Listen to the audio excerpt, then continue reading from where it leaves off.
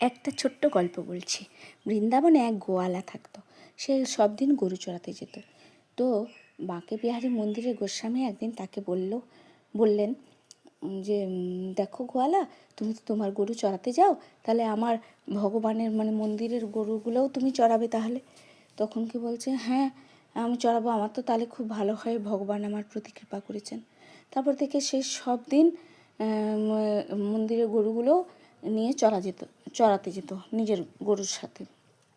তারপরে তাকে বলা হয়েছিল রোজ দুপুরে তার খাবার পৌঁছে দেওয়া হবে।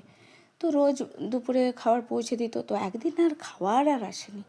বলছে কি হলো, এত বেলা হয়ে গেল এখনও খাবার আসেনি, আমাকে খুব খিদে পেয়েছে। আসলে সেদিন একাদশী ছিল। তো একাদশীতে তো ভোগ বানানো হয় না, তাই জন্যে এবারে সে খুব রেগে গেছে। সে তো জানে না একাদশী বলে। সে সেখানে বলছে, ঠাকুর আমাকে এত খিদে পাচ্ছে, অথচ আর আমি খেতে পাচ্ছি না, আমাকে খুব খিদে পাচ্ছে। তো কিছুক্ষণ পরে দেখা একটা 13-14 বছরের একটা বালক এসে একটা খাবারের পোটলা এনে তাকে দিয়ে গেল, বলে এই যে গোস্বামী পাঠিয়েছে। তখন সে কী করেছে, পোটলা খুলে খাবে। তারপরে বালক তার চলে গেছে। খুলে দেখে 56 ভোগ। বলে এ তো সাধারণ ছেলে ছিল না, তাহলে এ তো স্বয়ং ভগবানই ছিল। তাহলে 56 ভোগ খেয়ে নিয়ে যখন ফিরে গোস্বামীকে বলছে, এ তোমার কি কাণ্ড, তোমরা না যেতে পারতে ভগবানকে দিয়ে আমার খাবার পাঠালে। তখন বলছে ভগবানকে দিয়ে, বলে এই তো দিয়ে গেছে। দেখেন না, তখন ঠাকুরের সব বাসনে করে তাকে খাওয়া দেওয়া হয়েছে। তখন গোস্বামী দিয়ে বুঝলেন এ সাধারণ গোয়ালা নয়, এ তার ঠাকুরের একনিষ্ঠ ভক্ত।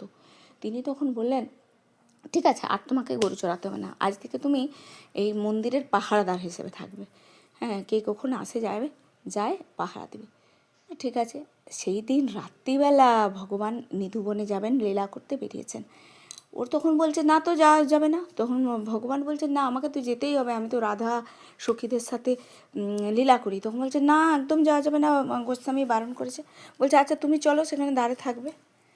দিয়ে তখন ও গেছে ভগবানের সাথে। ভগবান সারা রাত লীলা করে তারপরে ভোর রাতে এসছে মন্দিরে। তো মন্দিরে গেছে। এবারে যখন ভোরবেলা যখন গোস্বামীজি এসে বলে যাই তুলি, মঙ্গল আরতি হবে, তখন পাহারাদা বলছে না না, একদম যাওয়া যাবে না, এখন ভগবান ঘুমাচ্ছেন, কারণ অনেক লীলা করে এসছেন, তিনি এখন ক্লান্ত আছে, যাওয়া যাবে না। বলে সে কি, তুমি কী করে জানলে? বলে আমি তো সেখানে দাঁড়ছিলাম। সেই থেকে বাঁকে বিহারীর মন্দিরে ভোর রাতের মঙ্গল আরতি পুরো বন্ধ। সূর্য ওঠার পরে সেদিন পুজো হয়েছিল বাঁকে বিহারীজির। হরে কৃষ্ণ কৃষ্ণ কৃষ্ণ হরে হরে, হরে রাম রাম রাম।